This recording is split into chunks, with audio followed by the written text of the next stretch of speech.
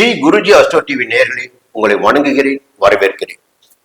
சமீப காலமாக குரு பயிற்சியை பற்றி நாம் பேசியிருக்கிறோம்.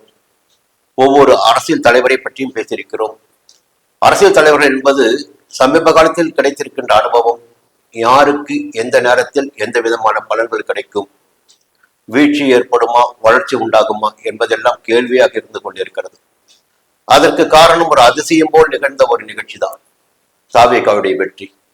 இந்த நேரத்தில் அரசியல் அதிகாரத்தில் கோலோச்சி கொண்டிருந்த திராவிட முன்னேற்ற கழகம் எதிர்கட்சி வரிசைக்கு சென்றிருக்கிறது. அவர்களுடைய மத்தியில் பார்த்தீங்கன்னா அது நம்ப முடியாத ஒன்று அவர்களுக்கு. இது எப்படி நிகழ்ந்தது, நாம் பெரிய நன்றாகத்தான் ஆட்சி நடத்தி கொண்டு போகணும் என்ற எண்ணம் அவர்களுக்கு இருக்கும். நான் சுயமாக என்னை பற்றி சிந்திக்கின்ற போது என்னை நான் நல்லவனாகத்தான் நினைத்துக் கொள்வேன். சமூகம் என்னை எந்த வகையில் பார்க்கிறது என்று சமூகத்துக்கு மட்டும்தான் தெரியும். அவருடைய பார்வையில் அவருடைய ஆட்சி திறந்த ஆட்சியாக இருந்தது, மக்களுடைய பார்வையில் அந்த ஆட்சி மோசமான ஆட்சியாக இருந்தது, வீழ்ச்சி அடைந்திருக்கிறது. மக்களுடைய தீர்ப்பு என்பது எப்பொழுதுமே ஏற்றுக்கொள்ளப்பட வேண்டிய ஒன்று. இதனை அடிப்படையாக வைத்துத்தான் அடுத்த கட்டத்துக்கு நம்மளால போக முடியும். இப்ப பாத்தீங்கன்னா திராவிட முன்னேற்ற கழகத்தின் தலைவராக இருப்பவர் இந்த தேர்தலில் கடுமையான தோல்வியை சந்தித்திருக்கிறார். அதே நேரத்தில் துணை முதல்வராக இருந்த முதல்வர் ஸ்டாலினுடைய மகன் உதயநிதி ஸ்டாலின் அவர்கள் வெற்றி பெற்றிருக்கிறார். எதிர்கட்சி தலைவராக பதவியேற்றிருக்கிறார், பொறுப்பேற்றிருக்கிறார். இந்த நேரத்துல கட்சியுடைய தலைமையாகவே அவரை பார்க்க வேண்டிய கண்ணோட்டம் நமக்கு இருக்கிறது. ஏன்னா அடுத்த தலைமுறை அவர்தான். திராவிட முன்னேற்ற கழகத்தின் தலைவருடைய அரசியலுக்கு பிறகு பாத்தீங்கன்னா இந்த திராவிட முன்னேற்ற கழகத்தின் தலைவராக வரக்கூடியவராக உதயநிதி ஸ்டாலின் அவர் தான் இருக்க போறாரு.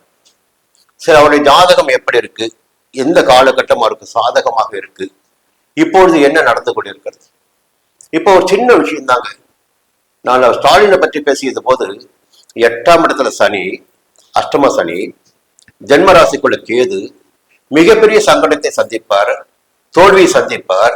இந்த கிரக பயிற்சிகளுக்கு பிறகு மாற்றங்கள் ஏற்பட வாய்ப்புகள் இருக்குன்னு பேசியிருந்தார். அதே நேரத்துல உதயநிதி ஸ்டாலினுடைய ஜாதகத்தை பார்க்கின்ற போது ஒரு தெளிவான ஒரு விஷயம் எனக்கு தெரிஞ்சது. இதையும் நான் பேசியிருக்கேன்.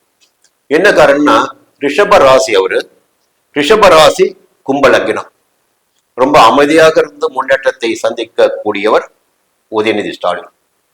ரிஷப ராசிக்கு இப்ப நேரம் எப்படி இருக்கு பாத்தீங்கன்னா, கடந்த சனி பயிற்சியின் போதே ஒரு நல்ல நேரம் வந்துடுச்சு அவங்களுக்கு. லாப சனி, 11ஆம் இடத்துல சனி சஞ்சாரம் பண்ணிட்டு இருக்கார் மீன ராசிக்குள்ள.